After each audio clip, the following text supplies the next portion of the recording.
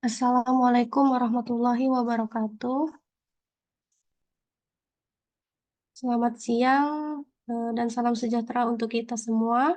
Yang terhormat kepada Ibu Nars Wiki Wijayanti selaku dosen mata kuliah keperawatan anak kronis dan terminal. Terima kasih untuk teman-teman yang sudah hadir di Zoom pada siang hari ini.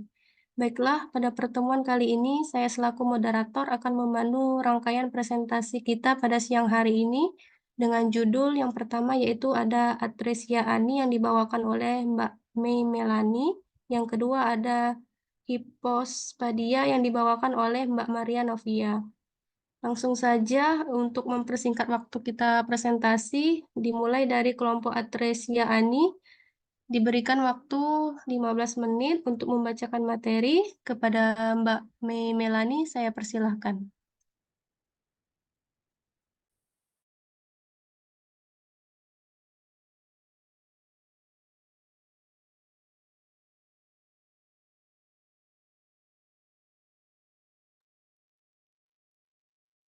Terima kasih untuk waktunya. Saya mulai saja.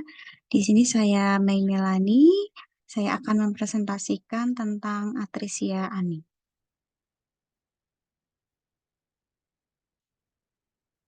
Atresia Ani adalah kelainan kongenital yang dikenal sebagai anus imperforate meliputi anus, rektum, atau keduanya, menurut Betts ed. 2002.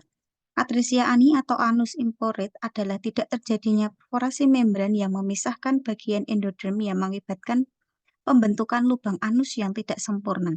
Anus tampak rata atau sedikit cekung ke dalam atau kadang berbentuk anus namun tidak berhubung langsung dengan rektum. Faktor penyebabnya bisa terjadi karena satu, putusnya saluran pencernaan dari atas daerah dubur sehingga bayi lahir tanpa lubang dubur. Kedua, kegagalan pertumbuhan bayi dalam kandungan berusia 12 minggu atau 3 bulan. Tiga, ada gangguan atau berhentinya perkembangan embrionik di daerah rektum bagian distal, serta traktus urogenelis yang terjadi antara minggu ke-4 sampai ke-6 usia kehamilan. K4 berkaitan dengan sindrom Down atau kondisi yang menyebabkan sekumpulan gejala mental dan fisik khas disebabkan oleh kelainan gen di mana terdapat ekstrasalinan kromosom 21. Yang kelima disebabkan oleh kelainan bawaan.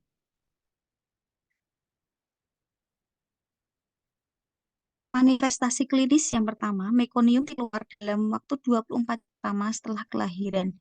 Yang kedua, tidak dapat dilakukan pengukuran suhu rektal bayi.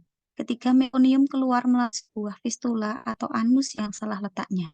4. Distensi bertahap dan adanya tanda-tanda obstruksi usus. 5. Bayi muntah-muntah pada umur 24-48 jam. Pada pemeriksaan rektal tuse terdapat adanya membran anal. 7. Perut kembung.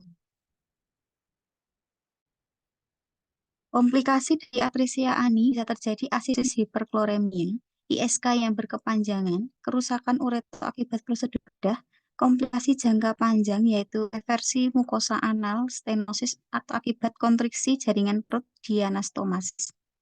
Yang kelima, masalah atau kelambatan yang berhubungan dengan toilet training. Inkontensia atau akibat stenosis awal atau impaksi. 7. Prolap mukosa anorektal, 8. Fistula atau karena ketegangan abdomen, diare, pembedahan, dan infeksi. Klasifikasi terdapat 4, yaitu analnosis adalah terjadinya penyempitan daerah anus sehingga fase dapat keluar, feses dapat keluar. 2. Membranosus atresia adalah terdapat membran pada anus. 3. Analagesis adalah memiliki anus tetapi ada daging di antara rektum dengan anus. 4. Rektal atresia adalah tidak memiliki rektum. Klasifikasi yang lain yang sekarang digunakan adalah klasifikasi menurut Pena yang membagi anorektal menjadi dua, yaitu kelainan letak tinggi dan letak rendah. Disebut kelainan letak rendah apabila jarak kelahiran akhiran rektum dan kulit kurang dari 1 cm, sedangkan kelainan letak tinggi apabila jarak akhiran rektum dan kulit lebih dari 1 cm. Kelainan yang berhubungan sebagai berikut. Untuk bayi laki-laki, biasanya ada fistula perineal, fistula rektal yang terjadi bulbar dan prostatik, dan fistula rektovesikal, imperforate ani tanpa fistula, atresia rektal, kompleks defek. Untuk bayi perempuan terdiri dari fistula perineal, fistula vestibular, persisten kloaka, imperforate ani tanpa fistula, atresia rektal, kompleks defect. Diagnosis atresia ani pertama dilakukan anamnesa dan pemeriksaan fisik merupakan hal yang sangat penting dalam menegakkan atresia ani. Bayi ditempatkan dalam posisi litomi dengan pencahayaan yang cukup. Dilakukan penelusuran lubang anus dengan menggunakan termometer, pipa sendi ukuran 5F, spekulum nasal atau probe ductus lacrimalis. Pada bayi laki-laki dilakukan penelusuran dari anal dimple ke medial sampai ke arah penis, sedangkan pada perempuan dilakukan penelusuran dari lubang perineum ke arah vestibulum.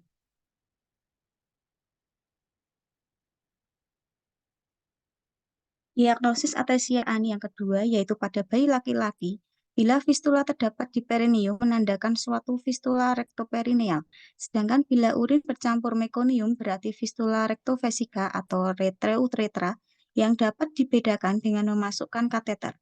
Pada bayi perempuan, fistula di genitalia menandakan suatu fistula rektovagina atau fistula rektovestibular.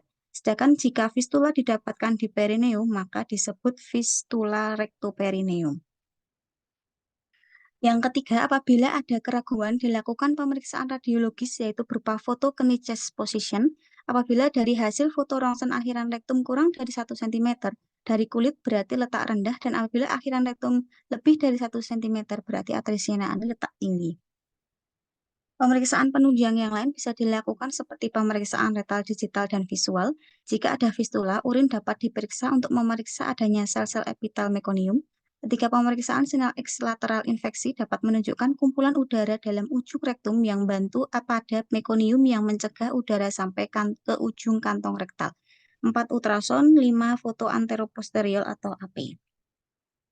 Penata laksaannya yaitu inspeksi perineum harus dilakukan untuk mengetahui tipe malformasi anorektal. Hal yang harus diingat adalah tidak boleh memutuskan operasi kolostomi atau operasi definitif sebelum bayi berusia 24 jam. Sebelum operasi harus memberikan info konsen kedua orang tua mengenai penyakit bayinya, menjaga trias stabilitas bayi yang meliputi suhu, asam basa, elektrolit. Bila memungkinkan, bayi dirawat di ruang khusus neonatus. Dilakukan puasa sampai 4-6 jam sebelum tindakan. Diberikan cairan sesuai kebutuhan bayi. Antibiotik preoperasi diberikan secara rutin. Tindakan kolostomi merupakan upaya dekompresi, diversi, dan sebagai proteksi terhadap kemungkinan terjadinya obstruksi usus. Kolostomi dilakukan pada atresia ani tanpa fistula letak tinggi, fistula rectoutera, dan fistula rectovesica. Sedangkan pada fistula retrovestibular, kolostomi atau operasi definitif masih kontroversi tergantung pengalaman dari ahli bedah anak. Setelah kolostomi, barulah dilakukan pembuatan anus 4-8 minggu kemudian. Kemudian, menurut para ahli menganjurkan dilakukan kolostomi kolon descendant. Kolostomi kolon descendant merupakan keuntungan dibandingkan dengan kolostomi pada kolon kanan atau transversum. Bagian distal dari kolostomi akan mengalami disfungsi dan akan terjadi atrofi. Dengan kolostomi pada kolon descendant, maka segmen yang mengalami disfungsi akan lebih pendek. Pada atresia ani tanpa fistula letak rendah, fistula rektopenial dapat langsung dilakukan anoplasti. Ada berbagai macam teknik operasi definitif pembuatan anus, yaitu abdominoperinal putrok, perineal, sakroperineal, dan postoglossagittal anorostoplasti. Namun, penata laksaan atresia ani yang sekarang banyak dilakukan adalah metode posterosagittal anorektoplasti atau disingkat PSARP. Posterior sagittal anteropareksi diperkenalkan oleh Pena de Varies pada tahun 1982. Prosedur ini memberikan beberapa keuntungan dalam fistula rektoperinia maupun retovaginal dengan cara membelah otot dasar pelvis, seling, dan sphincter. PSRP dibagi menjadi 3, minimal, limited, dan full PSRP. Pak Iku, sesiku. Kemudian pelaksanaan yang terakhir, untuk minimal PSAP tidak dilakukan pemotongan otot levator maupun ventricle Dari itu kan aku malam yang minggu penting adalah memisahkan minggunya aku tugas iku. Seninnya common tugas iku. wall Sore. Mbak untuk Ima, tolong memisahkan di-mute. rektum dengan vagina yang dibelah hanya otot sphincter externus. Untuk limited yang dibelah hanya otot sphincter externus, muscle kompleks sebelah tulang coccygeus. Penting melakukan diseksi rektum agar tidak merusak vagina. Full PSRP dilakukan pada atresia ani letak tinggi dengan gastrovaginal rektum dari 1 meter dari dan pada fistula vaginalis, fistula rectoretra. Di sini adalah algoritma pada bayi laki-laki, yaitu bayi baru lahir yang mengalami malformasi anorekta bisa dilakukan observasi 14 sampai 24 jam dengan USG perut, kemudian inspeksi perineum dan urinalis. Apabila bukti klinis 80 sampai 90%, fistula perineum atau fistula repe garis tengah Hendlik, maka dilakukan minimal PSAP atau nukolostomi. Apabila dari bukti klinis 80-90% ada mekonium dalam urin, maka dilakukan kolostomi dan PSRP. Bila tidak ada bukti klinis kuesinot 10-20%, maka dilakukan posisi tengkurap. Kemudian bila ditemukan lebih dari 1 cm kulit berawal cahaya, maka di keluaran di keluaran bisa dilakukan kolostomi dan PSRP. Bila kurang dari 1 cm, bicara pada bowelnya minimal PSRP atau tidak ada kolostomi. Ini untuk bayi perempuan yang mengalami anoreksia, pengamatan 16-24 jam dengan dilakukannya USG perut. Inspeksi perineum. Bila fistula 90% mengalami vestibula atau vagina, ada perineum kulit, dan ada kloaka atau evaluasi darurat. Itu dilakukan kolostomi bila perlu, vaginotomi atau pengalihan urin. Pada kebanyakan dilakukan PSARVUP. Bila tidak ada fistula, maka diposisikan tengkurap. Apabila kurang dari jaraknya 1 cm, maka bisa dilakukan PSAP minimal tanpa kolostomi. Bila lebih dari 1 cm, bisa dilakukan kolostomi, kemudian eh, dievaluasi 4 sampai 5 minggu, kemudian bisa dilakukan PSAP. Kemudian pada asuhan keperawatan biasa terjadi identitas pasien, nama, umur, jenis kelamin, alamat, tanggal lahir, kemudian riwayat kesehatan, keluhan utamanya biasanya dari akumen, riwayat kesehatan sekarang, muntah, perut kembung, membuncit, tidak bisa buang air besar, mekonium keluar dari vagina atau mekonium terdapat dalam urin. Riwayat kesehatan dahulu, kalian mengalami muntah-muntah setelah 24 atau 48 jam pertama kelahiran. Riwayat keluarga, merupakan kelainan kongenital bukan kelainan atau penyakit menurun sehingga belum tentu dialami oleh anggota keluarga yang lain. Riwayat kesehatan lingkungan, kebersihan lingkungan tidak mempengaruhi kejadian atresia ani. Kemudian ini asuhan pola fungsi aktivitas, misalnya pasien belum melakukan aktivitas secara mandiri karena masih bayi, istirahat tidur, mungkin perlu keterangan ibu dan keluarga, pola nutrisi, mungkin hanya minum ASI atau susu, sufor, kaleng, pola eliminasi, mungkin tidak dapat membuang air besar, dalam urinnya ada mekonium. Kemudian pola kognitif faktual, konsep diri, identitas diri, ideal diri, gambaran diri, peran diri, dan harga diri. Pola nilai dan kepercayaan, pola peran hubungan, pola coping. Kemudian diagnosa keperawatan yang diambil, diagnosa operasinya, konstipasi berhubungan dengan ganglion. Yang kedua, risiko kekurangan volume cairan berhubungan dengan menurunnya intake dan muntah. Cemas orang tua berhubungan dengan kurang pengetahuan tentang penyakit dan prosedur perawatan. Kemudian untuk diagnosa post operasinya ada gangguan integritas kulit berhubungan dengan kolostomi. Kemudian risiko infeksi berhubungan dengan prosedur pembedahan. Mungkin ini intervensinya bisa dilihat teman-teman.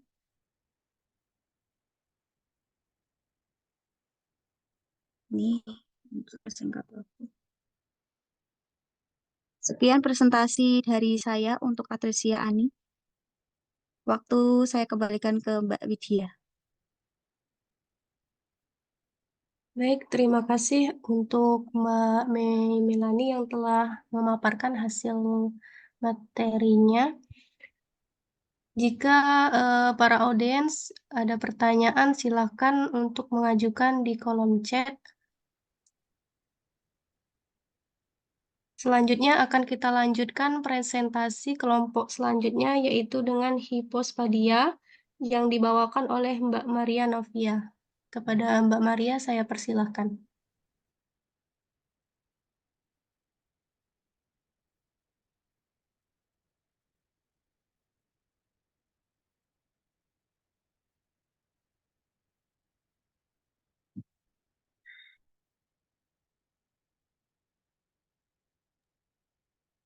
Baik, terima kasih atas waktu yang diberikan kepada saya.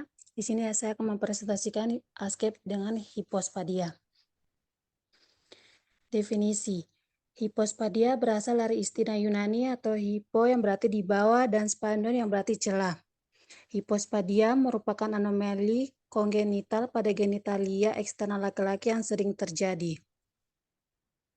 Hipospadia adalah suatu kelainan yang menyebabkan letak lubang kencing atau uretra pada bayi laki-laki menjadi tidak normal. Kondisi ini merupakan kelainan bawaan sejak lahir. Pada kondisi normal, uretra terletak tepat di ujung penis. Akan tetapi, pada bayi dengan hipospadia, uretra berada di bagian bawah penis.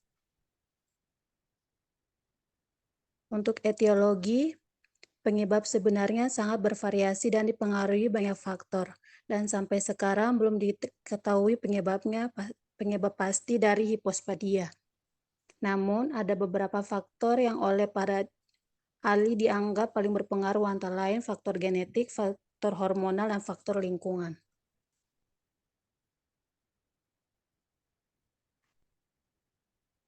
Untuk patofisiologi, perkembangan terjadinya fusi dari garis tengah dari lipatan uretra tidak lengkap terjadi, sehingga meatus uretra terbuka pada sisi ventral dari penis. Ada berbagai derajat kelainan letak meatus ini, dari yang ringan yaitu sedikit pergeseran pada glans, kemudian di sepanjang batang penis, hingga akhirnya di perineum. Prepusium tidak ada pada sisi ventral dan menyerupai tepi yang menutup sisi dorsal dari glans. Pita jaringan fibrosa yang dikenal sebagai kordea atau lengkungan ventral dari penis sering dikaitkan dengan hipospadia, terutama bentuk-bentuk yang lebih berat. Hal ini diduga akibat dari perbedaan pertumbuhan antara punggung jaringan normal, tubuh kopral, dan uretra ventral, dilemahkan dan jaringan terkait. Pada kondisi yang lebih jarang, kegagalan jaringan spongiosum dan pembentukan fasia pada bagian distal meatus uretra dapat membentuk balutan terserat yang menarik meatus uretra sehingga memberikan kontribusi untuk terbentuknya korda. Untuk manifestasi klinis, tidak terdapat preposium ventral sehingga prepesium dorsal menjadi berlebihan atau dorsal hot, sering disertai dengan korde atau penis melengkung ke arah bawah. Lubang penis tidak terletak di ujung penis, tetapi berada di bawah atau di dasar penis. Gejala yang timbul bervariasi sesuai dengan derajat kelainan. Biasanya juga ditemukan kulit luar bagian ventral lebih tipis atau bahkan tidak ada, di mana kulit luar di bagian dorsal menebal. Pancaran urin pada saat buang air kecil tidak lurus, biasanya ke bawah, menyebar, mengalir melalui batang penis, sehingga anak akan jongkok pada BAK, serta nyeri ketika ereksi. Pada hipospadia, glandular atau koronal, anak dapat BAK dengan berdiri dengan mengangkat penis ke atas. Preputium tidak ada di bagian bawah penis, menumpuk di bagian punggung penis, disertai andescent testis atau testis tidak turun ke kantung skrotum, kadang disertai kelainan kongenital pada ginjal.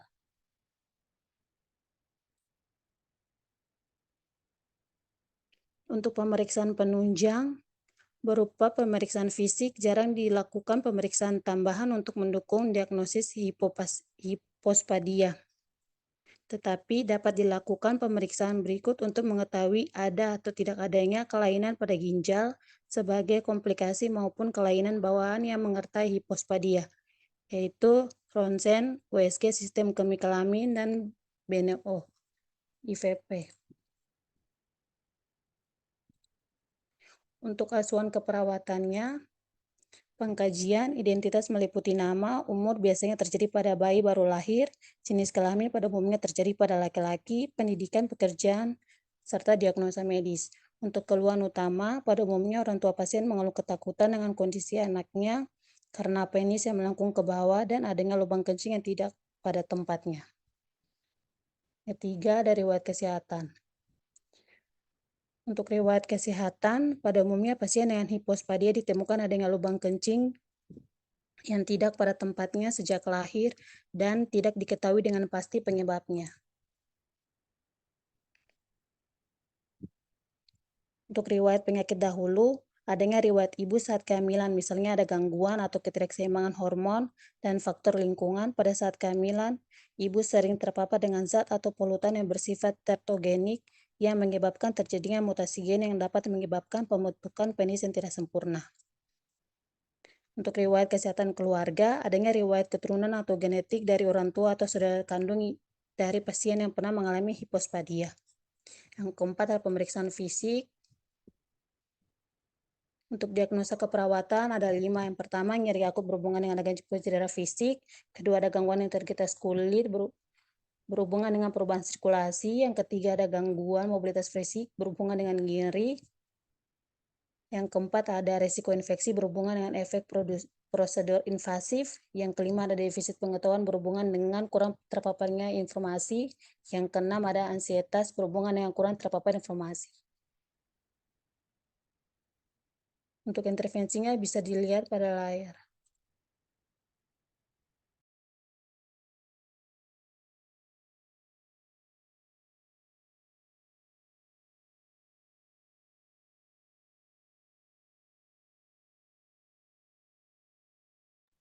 Sekian dan terima kasih.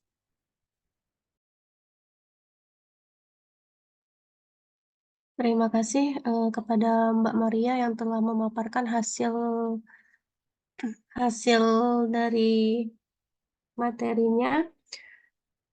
Silahkan apabila teman-teman jika ada pertanyaan untuk kelompok Mbak Maria, silakan bisa langsung ke kolom chat ataupun langsung di via Zoom. Tadi sudah ada pertanyaan untuk kelompok Atresia Ani dari Pak John Ivan. Itu ada 2. Yang pertama, kenapa tindakan operasi pada bayi dilakukan setelah berumur 24 jam? Lalu yang kedua, apa tindakan keperawatan pada pasien yang mengalami Atresia Ani? Kepada Mbak Mei, saya persilahkan. Baik, sebentar ya, Mbak. Jika ada teman-teman yang lain ingin bertanya, silakan untuk diberikan kepada kelompok Atresia Ani maupun kelompok hipospadia.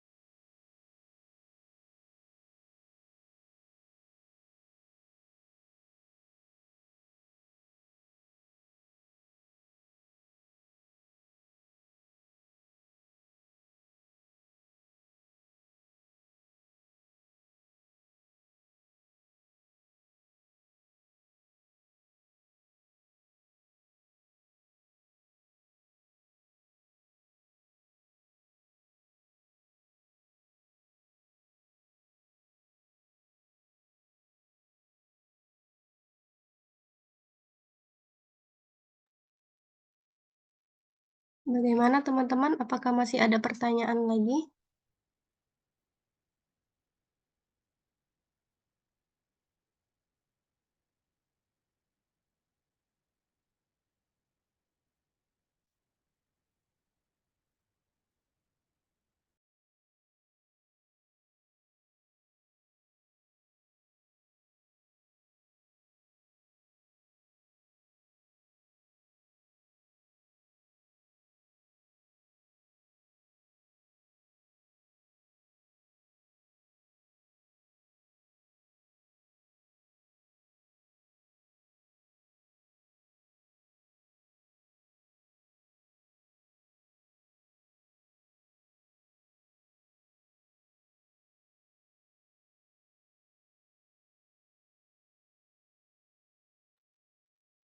Ada pertanyaan untuk kelompok hipospadia dari Mbak Christine Natalia.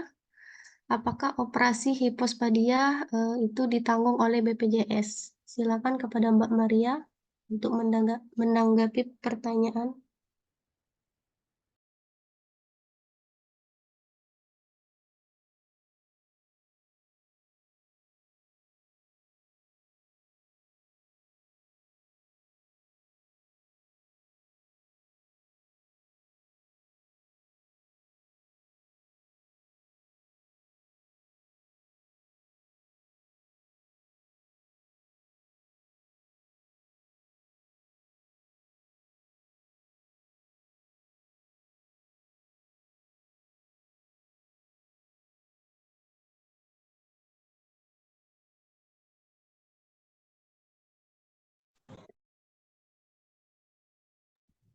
Baik, saya akan menjawab pertanyaan dari Mbak Christine.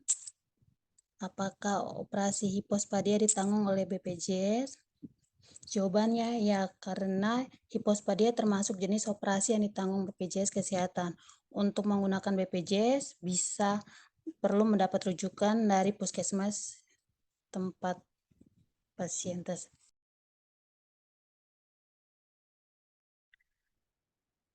Bagaimana Mbak Christine, apakah dapat menerima jawaban atau masih ada tanggapan lain?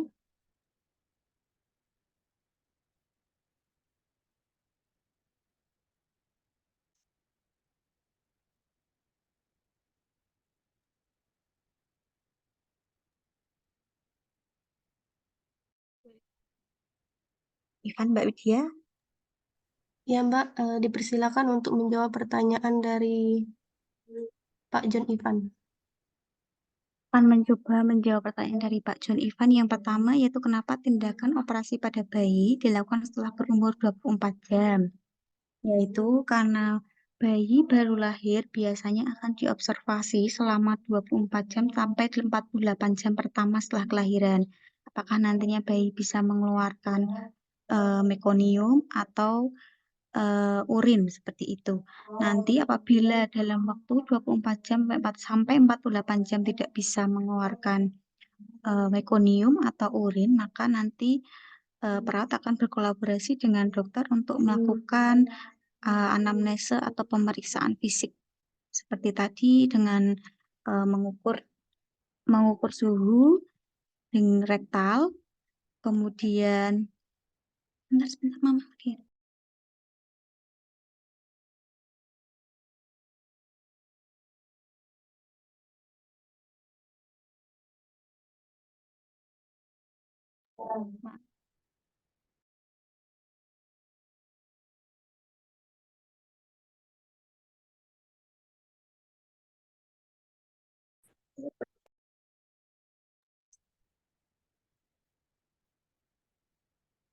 Baik, bisa dilanjutkan Mbak.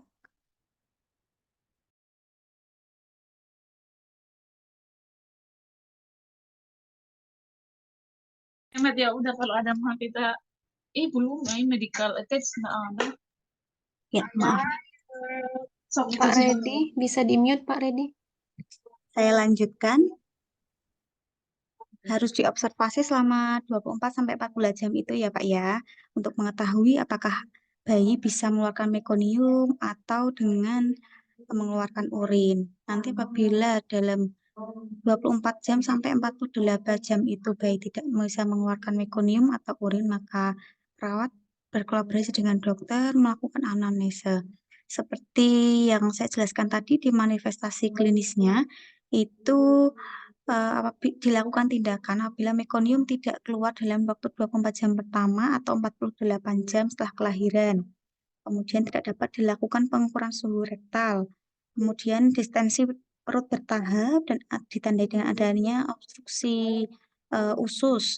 Kemudian mungkin bayi mengalami muntah-muntah, perut kembung, kemudian pada pemeriksaan rektal tose terdapat adanya membran anal.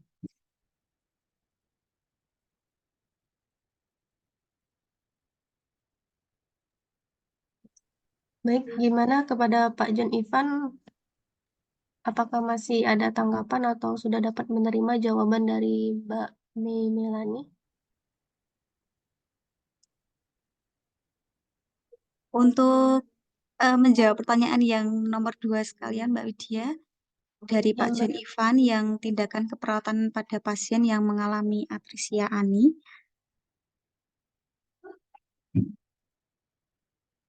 Em, Tindakan asuhan keperawatan yang bisa dilakukan yaitu mungkin dengan memasukkan selang melalui hidung bayi menuju lambung atau pipa nasogastrik untuk mengosongkan lambung bayi, kemudian memberikan bayi cairan melalui infus untuk menjaga kecukupan cairan tubuh, kemudian melakukan perumusan rencana pengobatan berdasarkan anatomi anus, rektum, dan sistem berkemih bayi, ini dengan melibatkan kolaborasi dengan tim medis untuk menentukan pendekatan terbaik dalam mengatasi atrisia ani. Mungkin seperti itu Pak John Ivan. Saya rasa kurang tepat ya kalau kita pasangan misalnya nasogastro namanya ya, nasogastrotip atau NGT untuk mencuci lambung, saya rasa gizinya juga nggak terpenuhi. Kan begitu, sementara bayi juga kebutuhan gizi juga harus lebih diutamakan. Mungkin ada jawaban yang lain, mungkin kali. Terima kasih.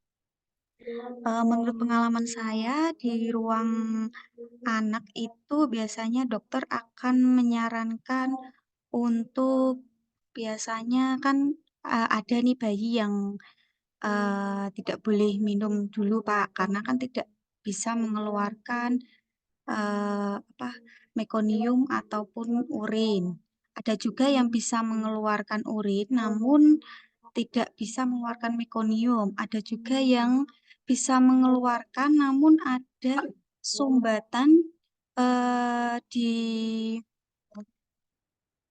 dalam anusnya yang sebentar Pak.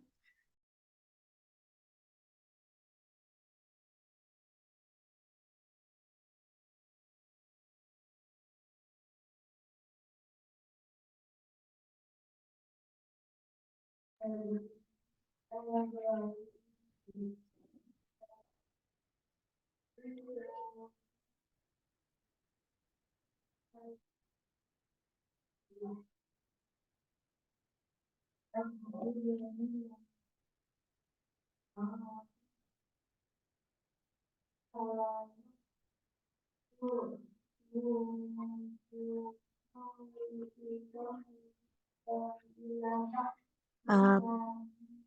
saya lanjutkan.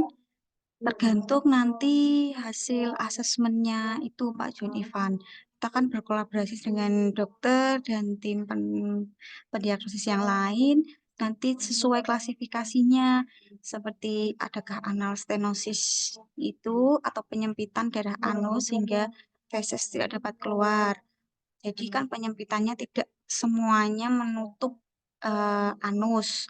Kemudian tergantung apa terdapat membran pada anus yaitu menutupi anus atau ada anus namun ada daging di antara rektum dan anus atau tidak memiliki rektum sama sekali.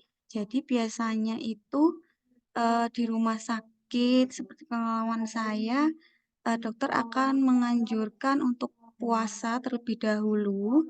Kemudian apabila perut semakin distensi secara bertahap, maka akan dilakukan pemasangan OGT seperti itu Pak untuk mengurangi distensi abdomen gitu.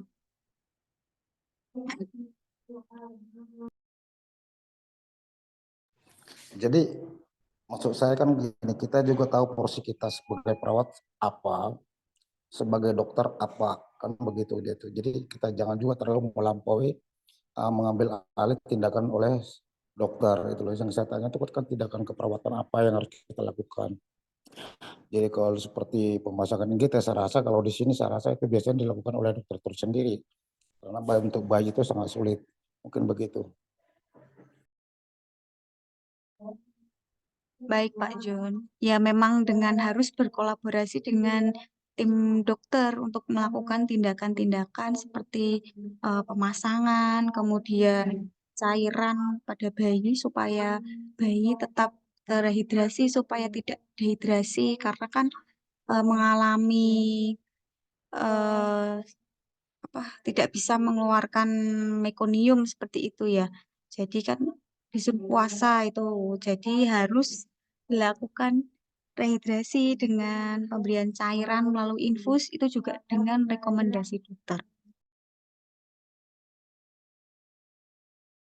Oke, terima kasih Mbak. Baik, terima kasih kepada Mbak Melani telah menjawab pertanyaan dari Pak John Ivan. Selanjutnya kepada Mbak Maria, tadi masih ada tanggapan dari Bu Christine. Silakan untuk menjawab. Baik, saya akan menjawab pertanyaan dari Mbak Christine. Karena hipospadia ini termasuk jenis operasi tentang BPJS karena dilakukan adanya operasi rekonstruksi, bukan untuk operasi estetika.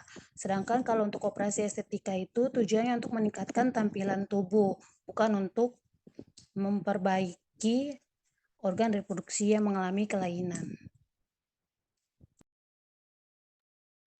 Bagaimana tanggapannya Mbak Christine? Ya, makasih. Baik, terima kasih Mbak Christine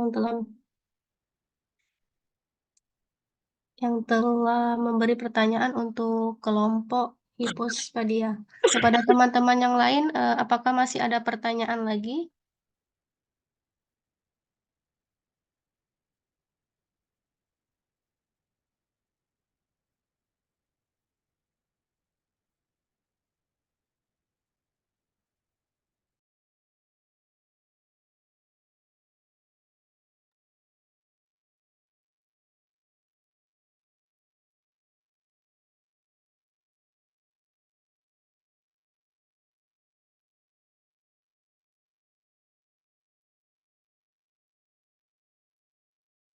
Jika tidak ada pertanyaan lagi untuk kedua kelompok, saya selaku moderator akan menutup diskusi kita pada siang hari ini. Apakah masih ada?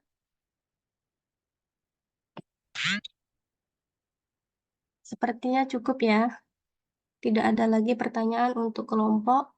Baik, saya akan menutup acara presentasi kita pada hari ini. Terima kasih untuk kedua kelompok yang telah memaparkan hasil materinya, yaitu tentang atresia ani dan hipospadia.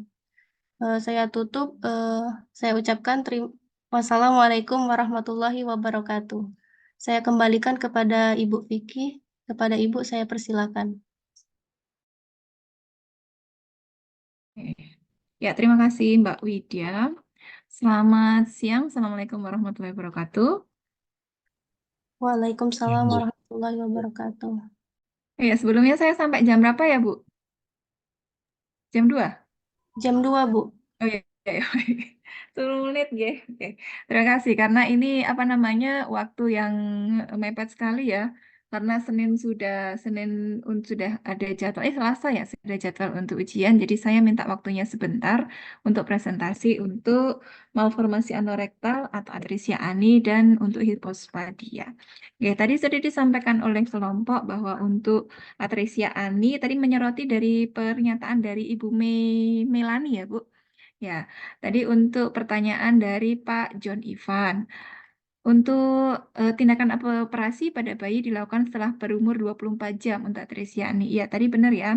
Jadi untuk atresia ani itu sesegera mungkin. Karena sebenarnya kalau untuk tindakan operasi itu bukan 24 jam ya. Tetapi adalah kita menunggu apakah adanya gangguan atau yang ada di anorektalnya. Malformasinya ada atau tidak. Jadi bukan 24 jamnya ya. Yang dimaksud adalah kita menunggu itu adalah keluarnya mekonium.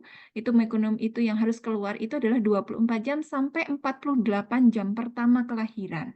Gitu ya. Jadi kalau misalnya bayi itu di mana bayi baru lahir kemudian kok ternyata apa orang tuanya atau kalau sekarang kan sudah tidak ada ya, maksudnya yang sekarang itu kan bidan, kemudian orang tua kan sudah mulai aware seperti itu gitu ya. Kemudian untuk tanda bahwa dia itu mengalami malformasi anorektal itu benar, itu adalah keluarnya mekonium, tapi bukan berarti kalau untuk operasi itu adalah 24 jam. Kalau menurut saya, nggak tahu kalau misalnya ada referensi yang lain ya, karena kalau untuk 24 jam itu adalah untuk mengetahui bahwa oh mekonium itu sudah keluar atau belum gitu. Nah, itu adalah salah satu tanda bahwa pada bayi itu mengalami gangguan pada gastrointestinal. Apakah dia mengalami malformasi anorektal, apakah dia mengalami gangguan yaitu Hirschsprung gitu, karena berkaitan adalah dengan apakah dia mekonium itu harus keluar, tetapi apakah dia tidak keluarnya karena ada gangguan, terutama kemarin ya, apakah dia ada Hirschsprung, terjadi gangguan ganglionik, apakah memang justru adalah pada bagian ininya, pada bagian alat keluarnya atau rektalnya yang tidak ada lubangnya gitu ya. Jadi, salah satu tandanya adalah tidak mengeluarkan mekonium selama maksimal adalah 48 jam pertama kelahiran. Gitu ya, karena untuk mekonium itu pengeluarannya adalah sampai 24 sampai 42 jam pertama kelahiran. Gitu ya Bu Mei dan Pak John, itu untuk apa namanya? Untuk sanggahan saya gitu ya.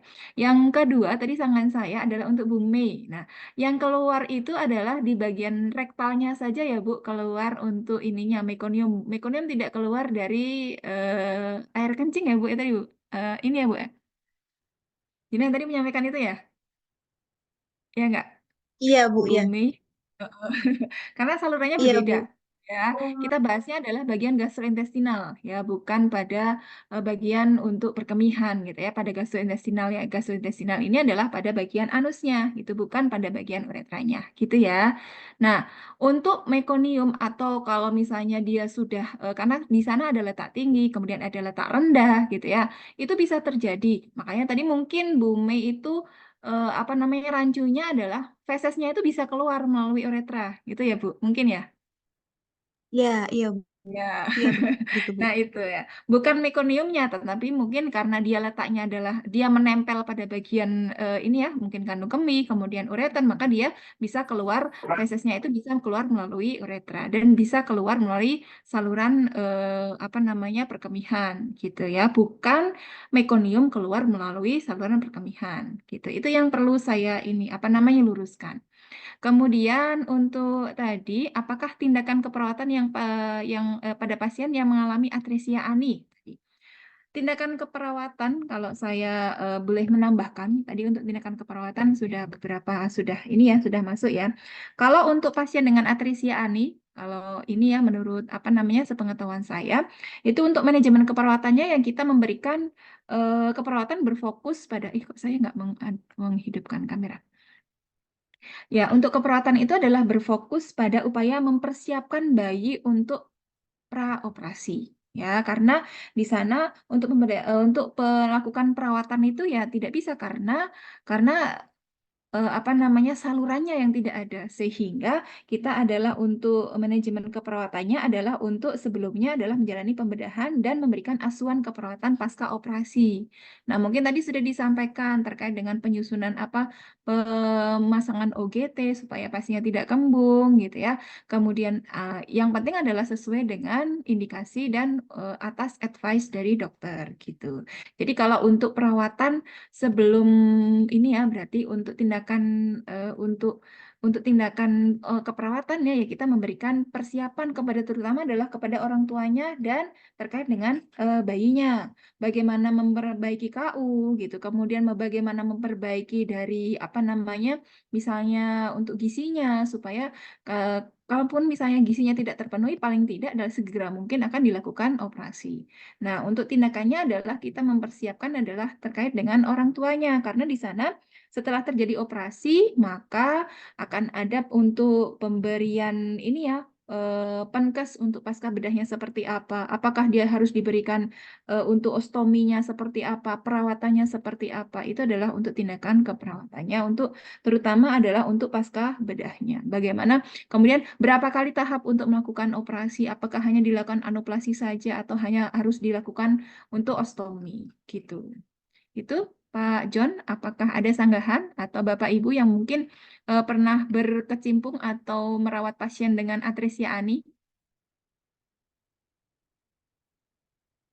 Atau dari kelompok? Oh, kelompoknya hanya satu ya? Iya, Bu, kebetulan saya sendiri. Makanya iya, makanya tadi kok hanya satu aja, ini hanya Bu Mei aja ya. Oke, begitu Bapak Ibu ada yang disanggahkan untuk Atrisya Ani?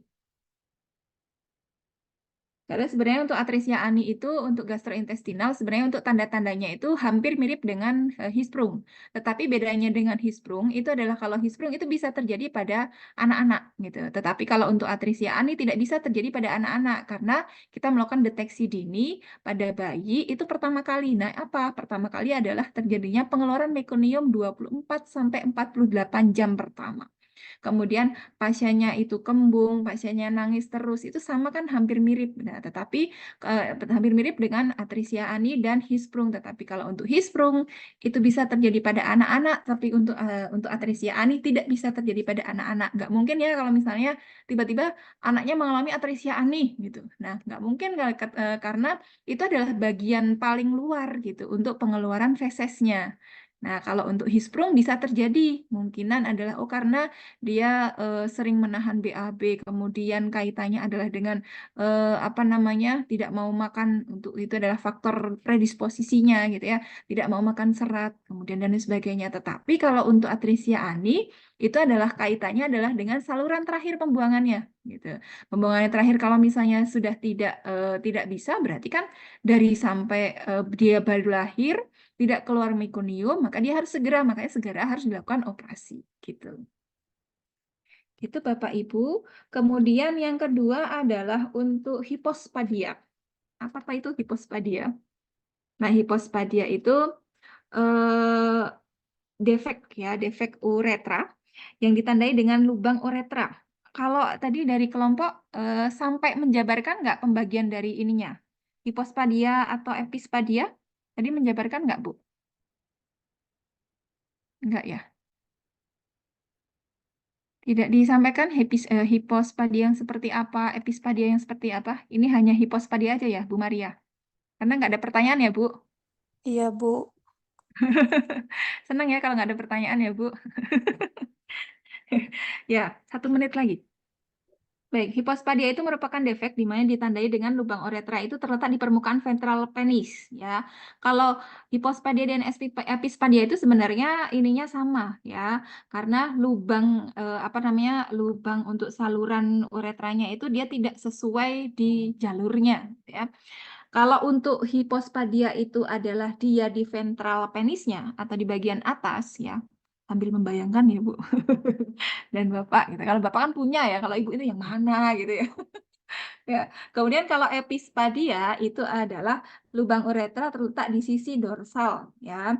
Kalau untuk hipospadia itu di bawah. Maaf tadi saya bilang apa? Kalau untuk apa namanya? Untuk hipospadia itu adalah di bawah gitu ya, lubang penisnya. Kemudian kalau untuk epispadia itu di atas ya, sehingga hal seperti itu harus segera dilakukan penanganan gitu. Yang dikatakan bahwa oh ini cewek atau cowok gitu ya, mungkin ya kaitannya adalah dengan, mohon maaf dulu ada apa namanya, ada pemain voli ya yang dikatakan adalah dia itu cewek, kemudian tiba-tiba cowok yang dikatakan adalah dia mengalami hipospadia gitu. Tapi hari gini gitu ya, kalau misalnya sudah ada informasi dan lain sebagainya gitu ya, paling tidak kalau misalnya memang seperti itu, apalagi anak-anak ya, kadang anak-anak itu kalau cowok gitu ya, dia akan memperlihatkan kadang, kamu kok jauh sampai mana gitu ya, apa namanya, kok ininya mungkin yang cowok ya, karena kadang kalau misalnya akan dilihat dia jauhnya untuk BAK-nya dia muncat ke depan atau muncat ke bawah. Nah, itu yang perlu kita cermati untuk misalnya Anda Bapak Ibu mempunyai anak itu yang masih ini ya, masih apa namanya?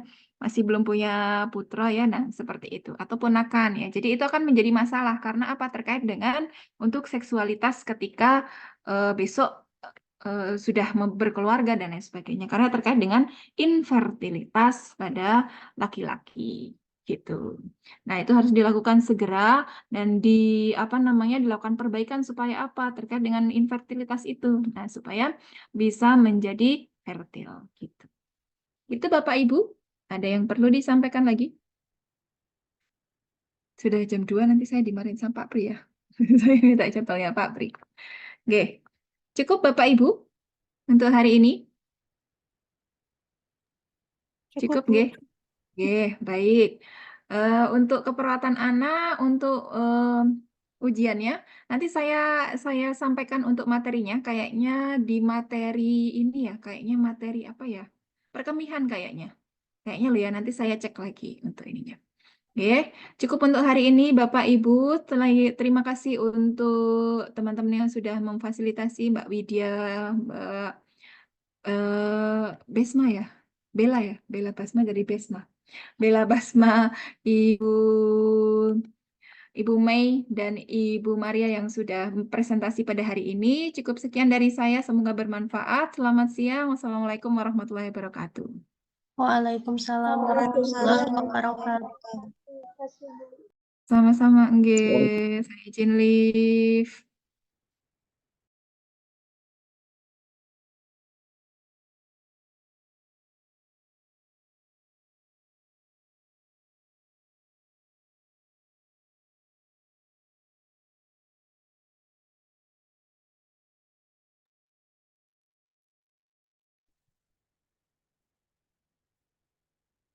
Mohon maaf untuk materi selanjutnya psikiatri dulu ya, tukeran waktunya.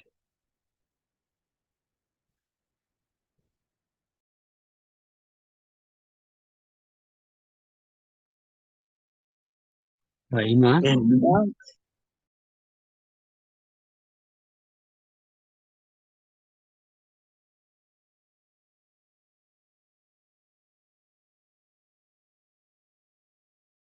Gimana Pak Syahrir?